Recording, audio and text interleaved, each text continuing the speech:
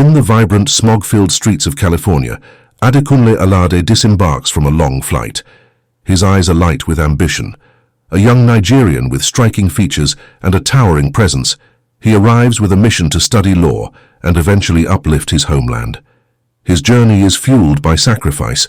His parents, poor farmers, sold all they owned to fund his education in the United States, a land they believed would forge their son into a beacon of hope for their community.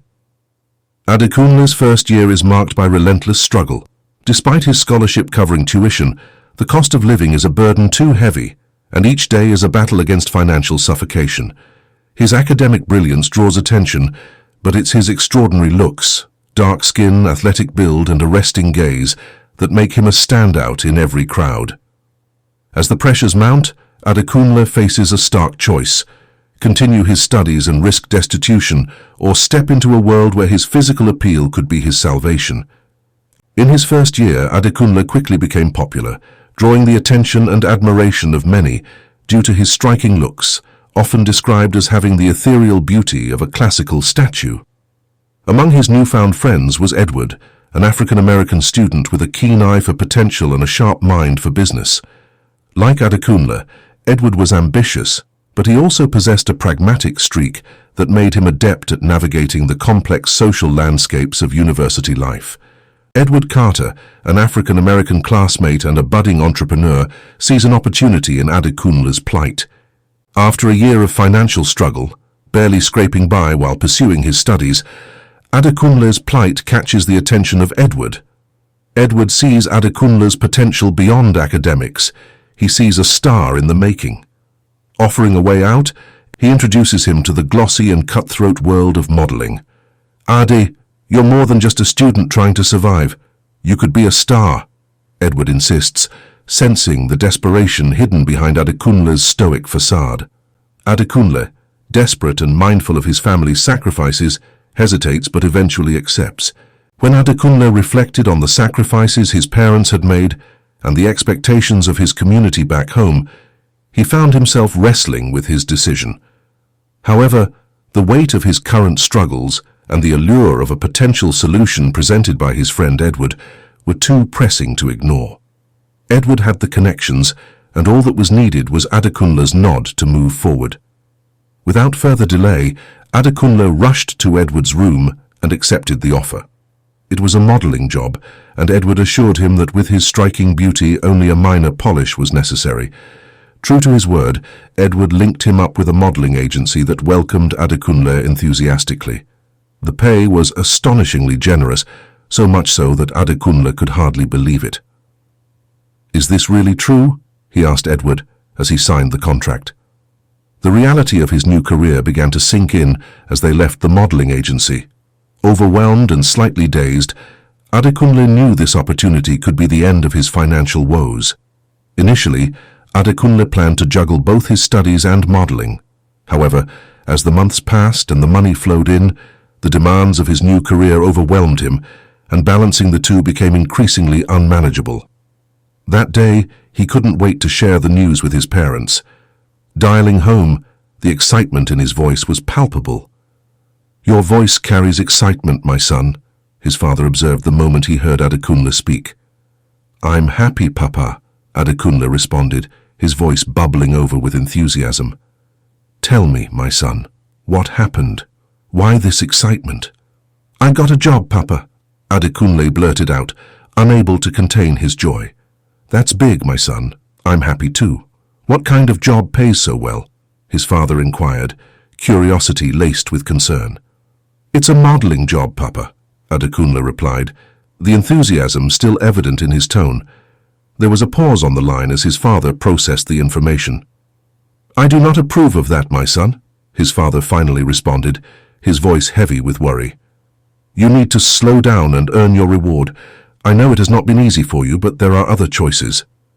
Adekunle listened silently, his heart sinking slightly. He knew his decision wouldn't be easy for his father to accept. "It will affect your studies, Aid," his father warned further. Adekunle didn't reply. He had already made up his mind. Tired of struggling and determined to lift the burden he and his family had borne for so long, He was ready to embrace any genuine opportunity that came his way, even if it meant venturing into the unfamiliar and glamorous world of modeling.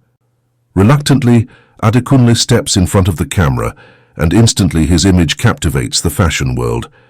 As Adekunle's star rises, so does the lifestyle that accompanies it.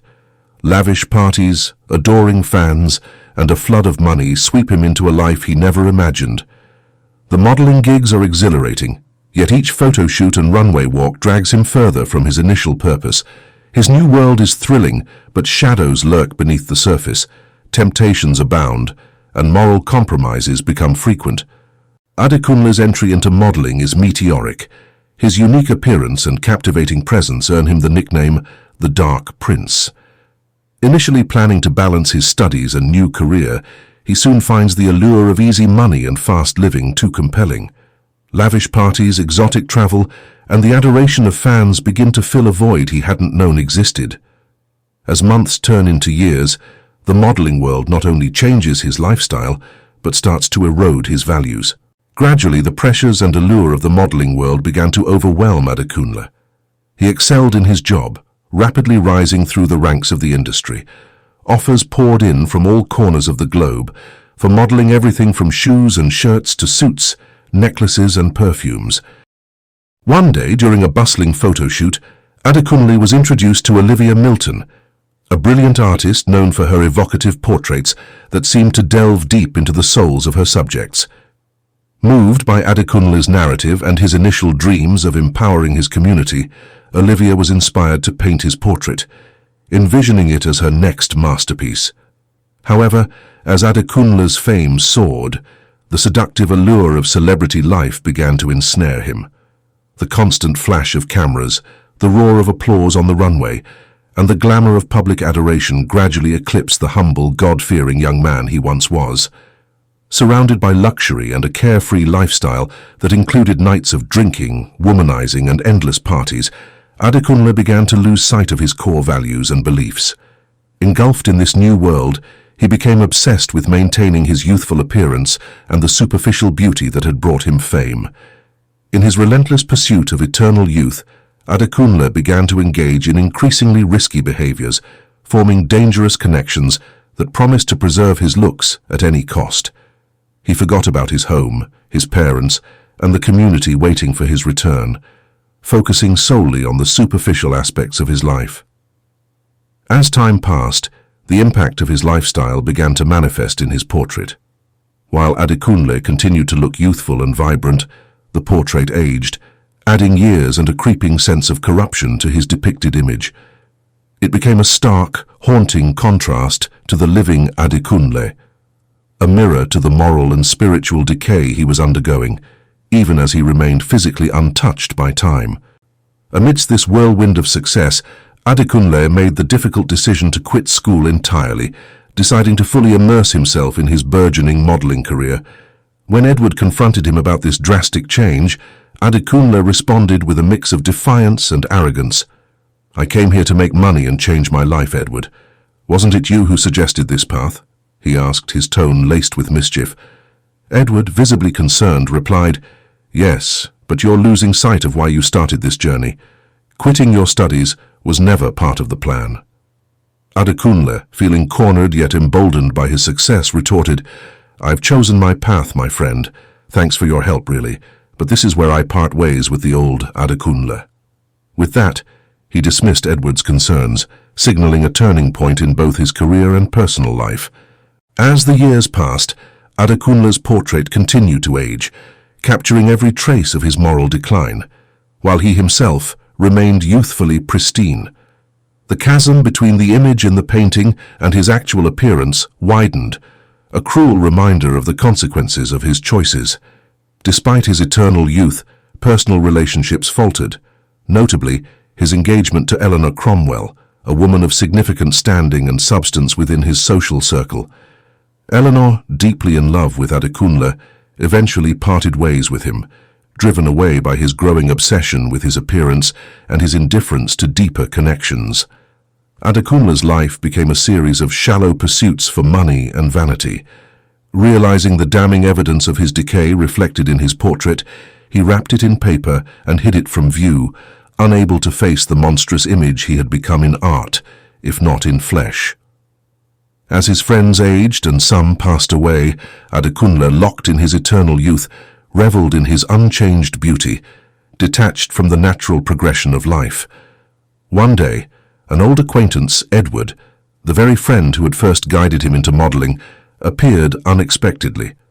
The mention of Edward's name sent a chill through Adekunle as he entertained his glamorous circle of superficial friends. In a panic to keep his true self hidden, Adekunle rushed out, instructing his friends to deny Edward entry. Edward, now visibly aged and bearing the marks of a hard-lived life, had come seeking the truth about the rumours of Adekunle's unchanging appearance and rumoured nefarious activities. But he was turned away, never managing to confront Adekunle. After Edward's departure, overwhelmed by a sudden rush of guilt and isolation, Adekunle dismissed his friends abruptly, his facade crumbling. "I need to be alone," he declared, retreating to his study in a state of distress. "What have I done? Who have I become?" he lamented, grappling with the weight of his choices. Moments later, a gunshot echoed through the luxurious home. Adekunle was found dead in his study, a tragic end ruled as suicide by the authorities. The once hopeful and ambitious young man who had arrived in California to change his and his community's destiny had been consumed by his pursuit of vanity, leaving behind a legacy wrapped in tragedy and a portrait that, once hidden, revealed the true cost of his choices. There is a way that seems right to a man, but the end is the way of death. Proverb 14:12. If you find yourself uncertain about the decisions you face in life, seek guidance through prayer and reflection. Remember, you are never alone. Jesus loves you and is always ready to guide you towards the light. The end. I hope you like the story. Please subscribe, comment, share with your loved ones, and always stay tuned.